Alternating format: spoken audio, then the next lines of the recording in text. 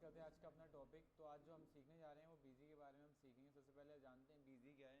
तो बीजी एक accounting software जो किसी भी अकाउंट्स को मेंटेन करता है। अकाउंट्स का मतलब क्या होता है? अकाउंट्स का मतलब होता है हिसाब किताब मेंटेन करना। क्या करना? हिसाब किताब मेंटेन करना। कि कितना माल आ रहा है, कितना माल जा रहा है, ये हम बीजी के द्वारा भी कर सकते हैं। मैंने पहले बात आती है कि अकाउंटिंग होती क्या है। अकाउंटिंग का मतलब होता है हिसाब किताब रखना। खाली यही नहीं कि हिसाब किताब रखोगे तो आपका काम हो जाएगा। इसके अंदर आपकी बहुत सारी चीज़ें, आपको टैक्स के बारे में नॉलेज होनी चाहिए, वालेकुम, हर चीज़ की आपको बेसिक नॉलेज होनी चाहिए। कैसे मेंटेन करेंगे? पहले के ज़माने में क्या होता था, जब हम लोग मैनुअली अकाउंटिंग करते थे, आपने देखा होगा फिल्मों में मुनीम टाइप के होते थे उनके, और वो मुनीम टाइप के वैल्यू लिखते थे। तो वो क्या होता था, उससे करने में बहुत ज़्यादा टाइम कंज्यूम होता था। एक बंदा उनके पास हमेशा बैठा रहता था ताकि वो अपनी कैलकुलेशन करके बताता रहे। लेकिन जो हमारे पास एक कंप्यूटराइज अकाउंटिंग सॉफ्टवेयर आया है, इससे बेनिफिट क्या है कि आप एक क्लिक पे आपका सारा काम हो जाएगा। ठीक है, अब हम स्टार्ट करते हैं बीजी के बारे में। हमने भी सीखा कंप्यूटराइज अकाउंटिंग क्या होती है। अब बात आती है कि जो हम करने जा रहे हैं बीजी सॉफ्टवेयर पे, इसका क्या स्टेटस है, कब आया था, क्या प्रोसेस है, क्या है। तो बीजी जो आपका फर्स्ट टाइम आया था वो 1994 में आया था। कब आया था बीजी आपका? 1994 में। जब बीजी स्टार्ट हुआ था 3 वर्जन से स्टार्ट हुआ था। कितने से स्टार्ट हुआ था? 3 वर्जन से। फिर 3 से बीजी आपका 12 में गया, 12 से 14 में गया, फिर बीजी 16 में गया, और लेटेस्ट अब जो आया है बीजी 17 में। ठीक है, अब ये तो मैंने आपको बता दी, ये चीज़ आप समझ भी गए हैं बहुत सारी चीज़ें इसके अंदर। लेकिन हम आगे और इसमें डिस्कस करते हैं। अगर आप किसी के यहाँ वर्किंग करने गए या आपने किसी के यहाँ काम करा, उसके बाद बिजी नहीं हुआ, फिर आप कैसे करोगे? आपको ही पता होना चाहिए कि बिजी को सॉफ्टवेयर को इंस्टॉल कैसे करते हैं, बिजी के सॉफ्टवेयर को अनइंस्टॉल कैसे करते हैं। सबसे पहली बात आती है, आपको कोई सिस्टम में अनइंस्टॉल करना आता है? अगर कोई आपको सॉफ्टवेयर अनइंस्टॉल करना हो, नहीं आता, तो उसके लिए आप कंट्रोल पैनल पे जाएंगे। कहाँ जाएंगे? कोई भी सॉफ्टवेयर करने के लिए कंट्रोल पैनल पे जाएंगे। उसके बाद आपको मिलेगा प्रोग्राम में अनइंस्टॉल प्रोग्राम, या फिर आपके पास यहाँ पर ऐसे लार्ज आइकन आ रहेंगे जिसमें आपको ढूंढना होगा। कभी अगर ऐसी प्रॉब्लम आए तो यहाँ कैटेगरी में आके इसको कैटेगराइज करेंगे और यहाँ से अनइंस्टॉल पे जाएंगे। और बीजी का आपका जो भी अनइंस्टॉल करना होगा, आप यहाँ से कोई भी सॉफ्टवेयर को अनइंस्टॉल कर सकते हैं। क्लियर हो गया? कोई प्रॉब्लम है इसके अंदर? उसके बाद अनइंस्टॉल करना आ गया। अब बीजी के मुझे सॉफ्टवेयर को डाउनलोड करना हो तो कैसे डाउनलोड करेंगे? डाउनलोड देखिए, अगर मुझे बीजी का 17 वर्जन अनइंस्टॉल करना है तो कैसे करूँगा? तो सबसे पहले मैं कंट्रोल पैनल के अंदर जाऊँगा, अनइंस्टॉल के अंदर, और यहाँ से बीजी का 17 वर्जन को मैं क्या कर दूँगा? अनइंस्टॉल। इस पर क्लिक करूँगा और अनइंस्टॉल। देखिए मेरा बीजी अनइंस्टॉल होना शुरू हो जाएगा। हो गया, देखिए मेरा अनइंस्टॉल। ये तो मेरा अनइंस्टॉल हो रहा है। जब तक अनइंस्टॉल होता है, जब तक मैं आपको बताता हूँ कि अगर मुझे बीजी को फर्स्ट टाइम डाउनलोड करना है तो कैसे करेंगे, क्या वेबसाइट है, इसके बारे में आपको पता तो होना चाहिए। कि आपको बस ये बताया कि बीजी एक अकाउंटिंग सॉफ्टवेयर, लेकिन जब किसी के पास सॉफ्टवेयर नहीं हुआ तो फिर क्या करेंगे? तो उसे करने के लिए हम लोग कहाँ जाएंगे? यहाँ पर लिखेंगे गूगल, नहीं गूगल डाल देते हैं खाली, उसके बाद देखते हैं। गूगल पे क्लिक करेंगे और यहाँ से गूगल की वेबसाइट पे जाएंगे और यहाँ पर लिखेंगे www, या फिर आप ऊपर भी लिख सकते हैं www. ठीक है, bgwin.com/bg डाटा। ये बीजी की वेबसाइट है जहाँ से आप बीजी का कोई भी सॉफ्टवेयर डाउनलोड कर सकते हैं। तो हाँ हाँ, ये वेबसाइट है, तो आप बीजी का कोई भी सॉफ्टवेयर यहाँ से डाउनलोड कर सकते हैं, जिससे हम काम कर सकते हैं। हाँ बीजी का सॉफ्टवेयर डाउनलोड करने के लिए बात हो रही है। डाउनलोड का हो गया कि हम काम कर सकते हैं। और अनइंस्टॉल का क्या मतलब है? अनइंस्टॉल का मतलब ये होता है कि जो आपके पास सॉफ्टवेयर है, अब आपने कहा सर मेरे पास तो ये सॉफ्टवेयर स्क्रीन रिकॉर्डर सॉफ्टवेयर तो काम का नहीं है, अब इसको मुझे हटाना है। अब ये राइट क्लिक करके डिलीट करते हुए डिलीट नहीं होता। इसका जो प्रोग्राम होता है उसको कंप्यूटर पैनल में जाके अनइंस्टॉल करते हैं। जैसे आप लोग एंड्रॉइड फ़ोन चलाते हो, आपको कोई सॉफ्टवेयर पसंद नहीं आता तो आप उसको अनइंस्टॉल करते हैं, ऐसे ही यही काम करता है। ठीक है, हम बात कर रहे थे बीजी के किसी एक सॉफ्टवेयर को डाउनलोड करने की, तो यहाँ पर बीजी win/bg डाटा की वेबसाइट पे जाएंगे और बीजी का कोई भी एक सॉफ्टवेयर हम डाउनलोड करेंगे। जैसे आप क्लिक करोगे तो आप कहाँ पहुँच जाओगे? बीजी अकाउंटिंग सॉफ्टवेयर पे। इस पर क्लिक करेंगे। जैसे आप इस पर क्लिक करेंगे, देखिए आपके यहाँ पर ऊपर आ जाएगा कि बीजी का आपको कौन सा वर्जन डाउनलोड करना है। बीजी का 17 वर्जन डाउनलोड करना है, या बीजी का 16 वर्जन डाउनलोड करना है, या बीजी का रिलीजिंग 6.14 डाउनलोड करना है। जो भी आपको एनीथिंग डाउनलोड करना है आप यहाँ से डाउनलोड कर सकते हैं, इसमें कोई भी प्रॉब्लम नहीं है। तो आगे समझ में इसमें कोई प्रॉब्लम है तो आप डाउनलोड करने के लिए आप इस पर क्लिक करके डाउनलोड हो जाएंगे। ठीक है, अब उस पे लेटेस्ट पे काम करते हैं। हाँ लेटेस्ट पे। अभी आपने देखा होगा कि मैंने किस तरह से BG को 70 को अनइंस्टॉल कर दिया ना। अब मुझे डाउनलोड करना हो तो कैसे करूँगा? डाउनलोड करने के लिए मैं क्या करूँगा, इस पर क्लिक करूँगा, मेरी डाउनलोडिंग स्टार्ट हो जाएगी। जो भी आप डाउनलोड करते हो वो आपका ऑटोमेटिक माई कंप्यूटर में डाउनलोडिंग के अंदर कहाँ पड़ा होता है, यहाँ आ जाता है। इस पर आप डबल क्लिक करेंगे तो आपका इंस्टॉल होना शुरू हो जाएगा। क्या शुरू हो जाएगा? आपका इंस्टॉल होना शुरू हो जाएगा।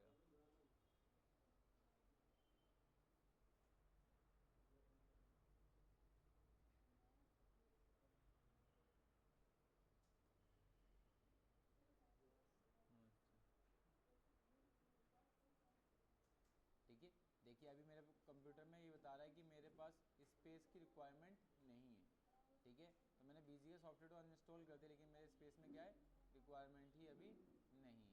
तो मुझे रिक्वायरमेंट करने के लिए क्या करना पड़ेगा? सबसे पहले आई एग्री एंड नेक्स्ट। देखिए मेरा BG सॉफ्टवेयर इंस्टॉल हो गया। अच्छा,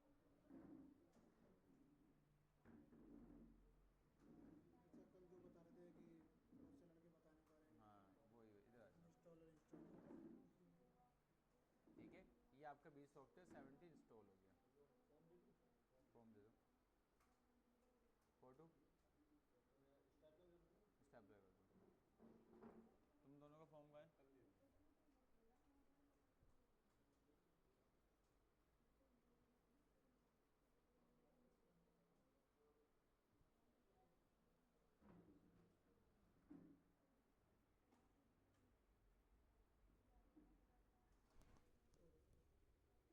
लाइट तो दबाओ पहले। ठीक है, तो हमारा BG का सॉफ्टवेयर इंस्टॉल हो गया। अब कोई प्रॉब्लम BG का सॉफ्टवेयर इंस्टॉल करने में? ठीक है, आगे इंस्टॉल करना। अब चलते हैं हम BG पे। अब BG का हम 70 वर्जन स्टार्ट करते हैं। जैसे देखो BG का मैं 70 वर्जन स्टार्ट करूँगा तो फर्स्ट टाइम मेरी स्क्रीन पे एक पॉपअप आएगा। क्या आएगा? एक फर्स्ट टाइम मेरी स्क्रीन में पॉपअप आएगा जिस पे लिखा हुआ could not check security, a valid security device could not be found, program will start in demo mode. इसका मतलब ये होता है कि जो आपने BG अभी ओपन करा है वो कौन से मोड पे ओपन होगा? डेमो मोड पे ओपन होगा। कौन से मोड पे ओपन होगा? Demo mode.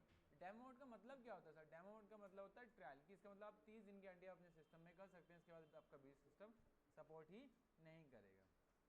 आ गया? कोई प्रॉब्लम? इसका मतलब होता है कि जो अभी आप BG ओपन कर रहे हो डेमो मोड पे ओपन हो रहा है, 30 दिन के लिए अपने सिस्टम पे कर सकते हैं, इसके बाद आपका BG कोई भी सपोर्ट नहीं होगा। ठीक है, क्लियर हो गया? मतलब आप BG को कितने दिन तक यूज़ कर सकते हैं? 30 दिन तक। तो क्या सर अब ये हमेशा जो आप जहाँ सॉफ्टवेयर लगाते तो क्या वो 30 दिन के लिए होता? नहीं, वो 30 दिन के लिए नहीं होता। क्यों? क्योंकि वो हमसे ओरिजिनल खरीदते हैं। हमने तो अभी डाउनलोड करा तो हमने यूज़ कर लिया। ठीक है, हमने डाउनलोड करा, ख़त्म हो गया। लेकिन अब मुझे क्या करना है? अब मुझे डाउनलोड के साथ साथ ओरिजिनल करना है। तो इसके लिए दो तरह के हमारे पास ऑप्शन होते हैं। एक तो डोंगल आता है, जैसे पेन ड्राइव जैसा होता है, फिजिकल डोंगल बोलते हैं उसको। अब हमने सिस्टम पे लगा देते तो हमारा BG ओरिजिनल में कन्वर्ट हो जाता है। याद होगा कल मैं सब बच्चों को डोंगल दिखाया था वाइट कलर का, उसको डोंगल बोलते हैं। एक आता है सॉफ्ट लॉक। क्या होता है? Soft lock. वो भी एक ऐसी फाइल होती है। ठीक है, वो भी जब हम उसको इंस्टॉल करते हैं या C ड्राइव BG में डाउनलोड करके रखते हैं तो उससे क्या होता है? हमारा BG ओरिजिनल हो जाता है। लेकिन वो हमें BG सॉफ्टवेयर वाले ही देते हैं और हम कहीं से नहीं कर सकते। ठीक है, इसका पॉपअप का मतलब समझ में आ गया? अगर आपके पास ओरिजिनल आइकन होगा तो ये आपका स्माइल करेगा और येलो कलर का होगा। मैं इसको ओके कहता हूँ। तो देखिए मेरा ओके क्लियर है। अब मेरी कंपनी ओपन हो गई ओपन। अब मैं सबसे पहले जाऊँगा क्रिएट कंपनी। क्रिएट कंपनी का मतलब क्या होता है? क्रिएट कंपनी का मतलब होता है नोट्स करने वाले। अरे हरमित कहाँ से नोट्स लाया था उठा के? एक ले गया और। ठीक है, तो मेरी देखिए अब यहाँ से कंपनी बनेगी तो मैं यहाँ से करूँगा क्रिएट कंपनी। तो आप ये सोचिए कि अगर मैं डायरेक्ट यहाँ से कंपनी को क्रिएट करूँ तो मेरी कंपनी कहाँ बनेगी? मुझे पता नहीं है मेरी कंपनी कहाँ बनेगी। तो हम कंपनी बनाने के लिए सबसे पहले क्या देते हैं? एक लोकेशन देते हैं कि मेरी कंपनी यहाँ या यहाँ बने। जैसे आप कहीं घर लेने जाते हैं तो आपको बोलते हैं स्ट्रीट नंबर 4 में जाना है, तो आपको एक लोकेशन बताएगी मुझे सबसे पहले स्ट्रीट नंबर 4 में जाना है। ऐसी ये लोकेशन होती है जिससे आपको काम करना होता है। आज काम कर, सही से काम करियो, कल से गलत आता है सारा काम। यही काम कर, मुझे सेल परचेज ही करियो, फटाफट कंपनी बना ले कोई सी भी। जो आपने सिखाया था सर, अगर उसमें बाहर की पार्टी को 2% लग जाए तो? बाहर की पार्टी पॉसिबल नहीं होगा। नहीं होता। मल्टीटैक्स होती है ना भैया? हैं? कौन वाली पार्टी मल्टीटैक्स करनी है? मल्टीटैक्स से करूँगा मैं। अपनी तरफ से कर ले, डाटा देखो बस माइंड में रखना है। समझ में आ गया?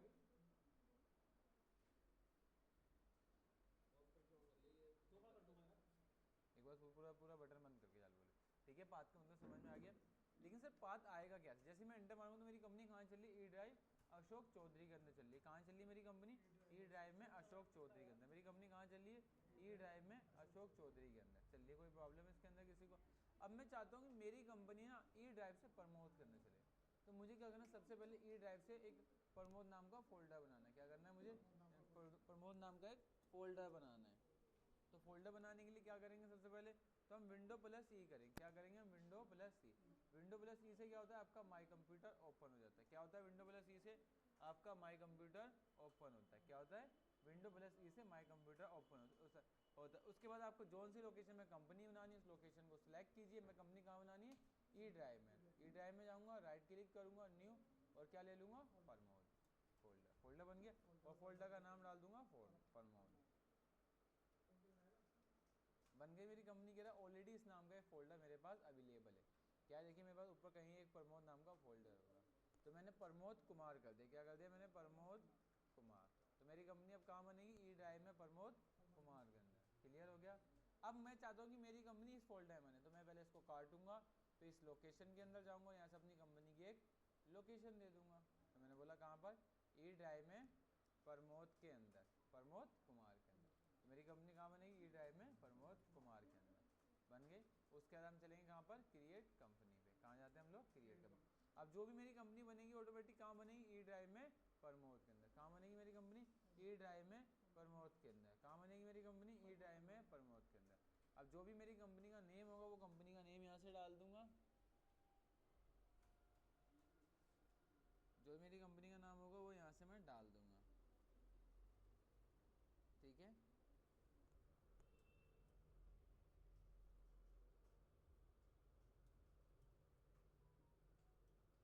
एक बार बंद करना, मैं चालू करता हूँ। वहाँ से बंद करो लाइट से डायरेक्ट। एक बार स्विच बंद करो इसका, ये पीसी ऑन नहीं हो रहा है। करो करो।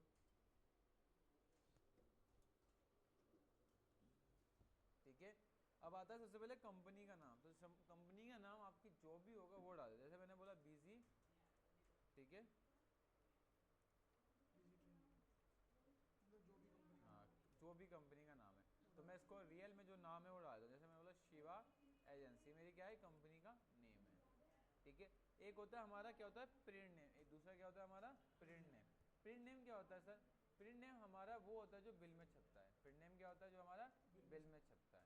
तो मैंने बोला कि मेरी कंपनी का नाम बिल में क्या छपे? Shiva agency company. क्या छपे प्रिंट में? Shiva agency company. क्लियर हो गया? कोई प्रॉब्लम इसके अंदर? ठीक है? इसके बाद ये तो आपका कंपनी का नेम है जो खाली शो होगा, और दूसरा आपका क्या होता है? जो आपके बिल में निकल के आएगा। क्या निकल के आएगा? जो आपके बिल में निकल गया। जो भी आपकी कंपनी का नाम है यहाँ से डाल सकते हैं। उसका कंपनी का शॉर्ट नेम हमें डालने की जरूरत नहीं होती। कंट्री अपनी इंडिया, स्टेट अपना दिल्ली, ये फिक्स है।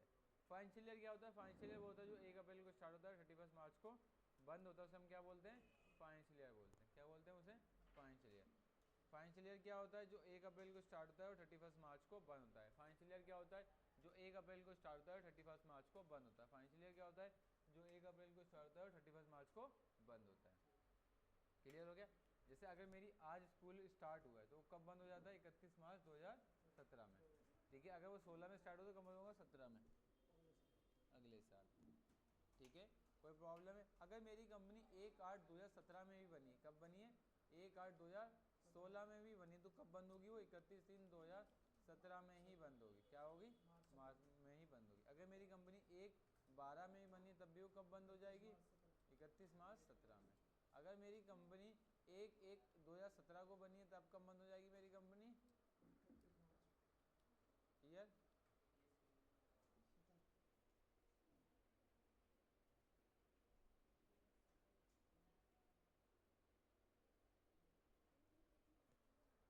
ठीक है? कब बंद होगी? 17 में। हाँ, ये करो, फरवरी कर दो, लेकिन फिर भी वो यार ये याद है। ठीक है? तो इस पे 17 कर देंगे। ठीक है? क्यों? क्योंकि 16 और अप्रैल से दिसंबर के बीच में जो कितने मंथ होते हैं आपके? 9 मंथ होते हैं। फिर आपका जैन फेब आएगा। तो इसमें कन्फ्यूजन मत होना कि कोई अपना ईयर चेंज कर दे, तो आप उसके पुरानी ईयर से सोचना है कि अप्रैल कब से स्टार्ट होता। ठीक है? तो उसमें सही बताया वो सही था। क्लियर हो गया ना? इसमें कोई दिक्कत है पूछना है? उसका नीचे आता है बुक कमेंसिंग।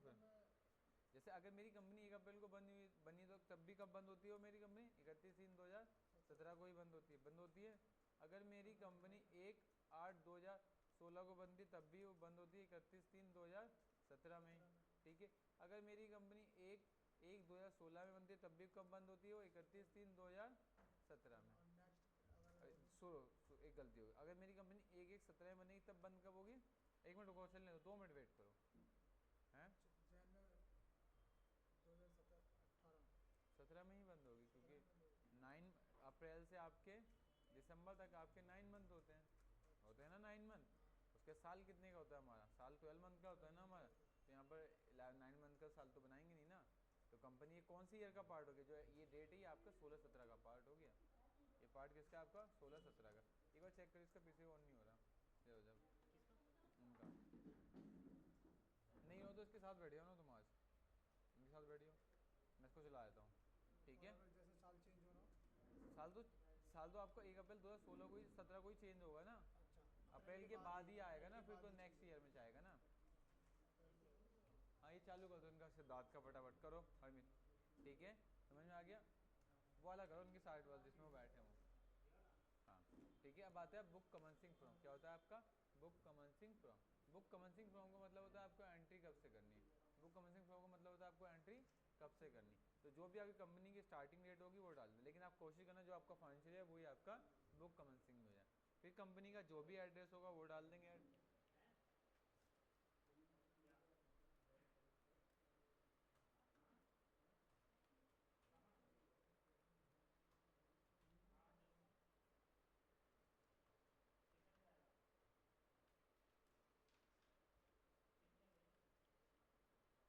ठीक है। फिर क्या आता है? सिन नंबर। क्या होता है हमारा? सिन नंबर। सिन नंबर की फुल फॉर्म क्या होती है? Cooperative identification number. क्या होती है फुल फॉर्म?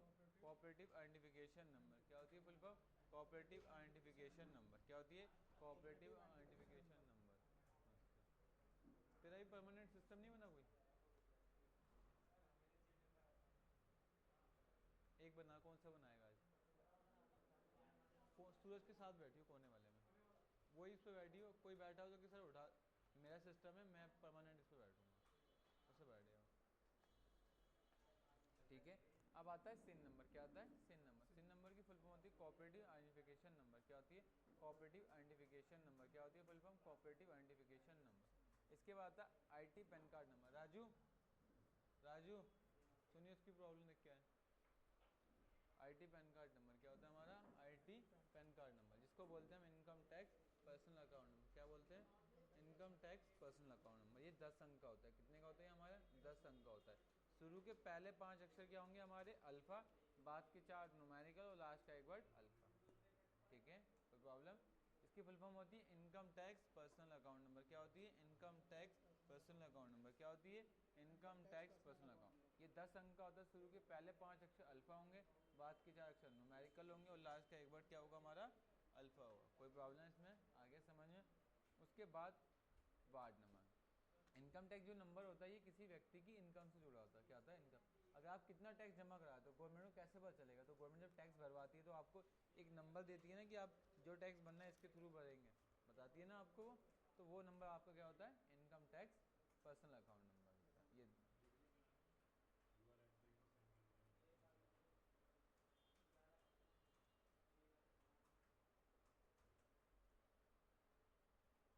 ये कह रहा है कि पार्टी कहाँ का? पढ़ो ना क्या लिखा? You are entering a central transaction for the party belong to the same state. मतलब तूने अपने ये देखना है यहाँ तो क्या करा तूने?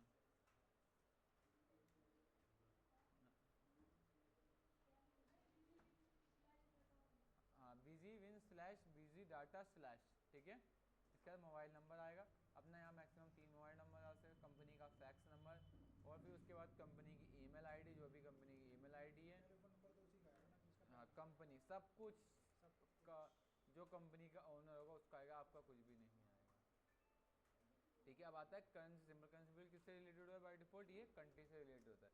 जैसे आपकी कंट्री चेंज होगी वैसे आपका ये भी चेंज हो जाएगा, ठीक है। तो इसके लिए हम इसको चेंज नहीं करते, तो ये बाय डिफॉल्ट जैसा वैसे रहने दें, ठीक है। और इसके इस टॉपिक को हम नो करेंगे, हमारी कंपनी बनना शुरू हो गई, ठीक है। तो प्रॉब्लम इसमें सिद्धार्थ बात क्या, वो जो ये कर रहा है हरमीत उसके साथ करो, जो कर रहा है इसके साथ करो।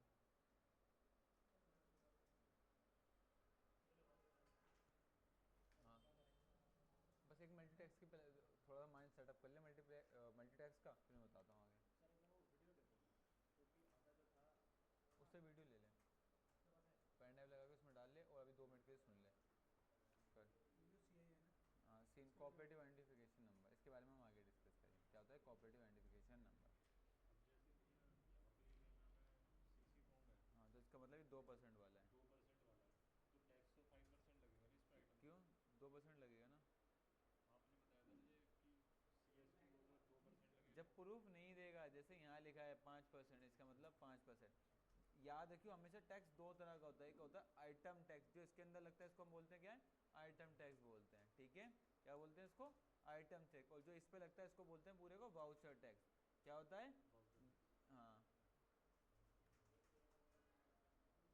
ठीक है। कंपनी बन गई, टैक्स की हुआ है एंट्री मल्टीटेक्स की नहीं बनाऊंगा। अब जीएसटी आने वाला है तो प्रिपेयर कर रहा था, फिर मैंने बाद में ड्रॉप ही अब कर इसमें दिया। भैया क्या लिखेंगे, जैसे अभी 2% 5% तो 5% आएगा ना। नहीं 2% है यहाँ पे। मैंने क्या बताया, मैं ये बता रहा हूँ कि जो एंट्री है पूरी आइटम के हिसाब से, ये जो एंट्री है पूरे वाउचर के हिसाब से था कि पूरे वाउचर में कितने परसेंट लगेगा, 2%। और आइटम कितने कैटेगरी वाली है हमारी, 5% वाली, तो आइटम पे 5% लगे। आप जो दिल्ली से बाहर से माल खरीद के लाके उसे दिल्ली में नहीं बेचोगे, दिल्ली में बेचोगे तो सामने वाली पार्टी से आप 5% लोगे। तो गवर्नमेंट कहेगी कि जब मुझसे खरीदा, मतलब बाहर से खरीदा तो तुमने 2% टैक्स दिया, और लोकल में बेच रहे हो 5%, मतलब सीधे 3% का प्रॉफिट आप कमाओगे नहीं ना। तो इसलिए यहाँ पर आप 5 डालोगे, क्लियर हो गया। उसके बाद यहाँ पर यूज़र नेम कंपनी का जो भी होगा वो डालेंगे। उसके बाद अब याद रखना, जो भी यूज़र नेम डालोगे, जो कंपनी का पहला लेटर होगा वही यूज़र नेम डालोगे। सर यहाँ पर डालोगे, स्पेशली यहाँ जब आप पढ़ रहे हो, क्यों, क्योंकि आपके जाने के बाद जब जाओगे तो मैं आपके सिस्टम को चेक कर सकता हूँ कि आपने क्या काम करा, आपने किस समय बिजी को ओपन करा, ठीक है, क्लियर हो गया। और जब आप कहीं और काम करेंगे तो आपका यूज़र नेम और पासवर्ड नेम अलग अलग हो जाएगा। उसके बाद आता है पासवर्ड। यहाँ नीचे सीएसटी आएगा। हाँ CST इसलिए आ रहा है क्योंकि ऊपर सी फॉर्म लगा। अब यहाँ बाउचर नंबर डाल जो अच्छा, 103 बाद में कुछ भी डाल सकते हैं। नहीं, किसी के यहाँ जहाँ वर्किंग करोगे उसका यूज़र नेम अलग हो सकता है, पासवर्ड अलग हो सकता है। फिर रीचेक पासवर्ड में एस और यहाँ भी एस, मतलब तीनों में एक जैसा नाम रखना है, क्लियर हो गया। पहले जो आपकी क्लास स्टार्ट हो रही जाना नहीं है, ठीक है, जाना नहीं है। फिर कहाँ जाएंगे, इन्वेंट्री के अंदर, कहाँ जाएंगे अपन, इन्वेंट्री के अंदर। और यहाँ पर अब एक मेथड अपनाएंगे, बोलेंगे फीफो। फीफो का मतलब होता है फर्स्ट इन फर्स्ट आउट। क्या मतलब होता है फीफो का, first in first out, first in first out. क्या होता है, फर्स्ट इन फर्स्ट आउट, जो पहले आएगा वो पहले पाएगा, या जो पहले आएगा वो पहले जाएगा वाला हिसाब है, ठीक है। और ये किस पे एप्लीकेबल होगा, हमारा आइटम पे। और इसको F2 करके हम फटाफट क्या कर देंगे, सेव। F2 से बिजी में सेव होता है, कोई भी चीज़ अगर आप सेव करेंगे। अब जैसे आप स्केप बटन दबाएंगे, देखिए आप पूरी पे आप बाहर आ गए। तो देखिए जो हमने कंपनी है उसका नाम क्या है, शंकर शिवा एजेंसी, लेकिन प्रिंट किसके नाम से निकलेगा हमारा, शिवा एजेंसी कंपनी के नाम से निकलेगा। तो कंपनी मेरी बन गई। कंपनी को बंद करना, 2 बार स्केप बटन दबाऊंगा, तो यू वांट टू क्लोज में यस, मेरी कंपनी बंद हो जाएगी। कंपनी को ओपन करना है तो पासवर्ड यूज़र डालूंगा और फिर ओपन हो जाएगी, हो गई। बस आपको हमेशा क्या याद रखना है, कंपनी खुल गई, कंपनी को बंद करना, 2 बार स्केप एंड कंपनी क्लोज। बस हमेशा याद रखना कि जो भी आपकी कंपनी होनी है, कहाँ बनी है, वो ई ड्राइव में प्रमोद कुमार के अंदर। बस आपको हमेशा याद रखना कि मेरी कंपनी इस लोकेशन से चल रही है, अगर ये लोकेशन चेंज हुई तो मेरी कंपनी भी गायब यहाँ से हो जाएगी, ठीक है। तो आप बैठ के अपने सिस्टम पे इसकी प्रैक्टिस कर सकते हैं। तो आज समझ में आया किस तरह से हमने बीजी को फर्स्ट क्लास को मेंटेन करा है। तो आज का जो हमारा टॉपिक था वो बीजी की पहली क्लास थी, जिसमें हमने सीखा था किस तरह से बीजी के अंदर हम लोग कंपनी बनाते हैं, बीजी को डाउनलोड करते हैं, बीजी को अनइंस्टॉल करते हैं। तो आज का हमारा टॉपिक ये